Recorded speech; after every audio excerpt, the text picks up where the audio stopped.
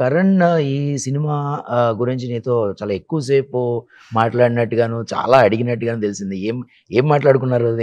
Karan sir was very impressed by the teaser trailer. కథ కూడా అంతా డిస్కస్ చేశారు. Karan sir is distributing the film in Hindi.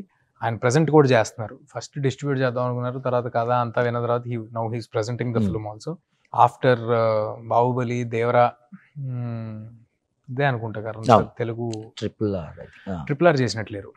Baahubali, Devara చేశారు, మధ్యలో ఇంకేమైనా కేజీఎఫ్ చేసినట్టున్నారు. I'm not sure exactly, but he was very sweet, kind enough. కుర్రాళ్ళు అందరూ కష్టపడ్డారు అనేది ఆయనకు అర్థమైంది. ఆయన అన్ని బడ్జెట్ల నుంచి, కథ నుంచి, ఎలా చేశారు, ఎక్కడ ఏం చేశారు అన్ని తెలుసుకుని, okay I will give you bigger platform to showcase your talent అని చేస్తున్నారు. I'm very thankful to Karan sir for doing this. అంటే ప్రొడక్షన్కి అదే ఐ మీన్ బడ్జెట్ గురించి అడిగి ఆయన చాలా సర్ప్రైజ్ అయినట్టు కూడా తెలుసు. అయ్యారు సార్, హీ వాజ్ సర్ప్రైజ్డ్. అంటే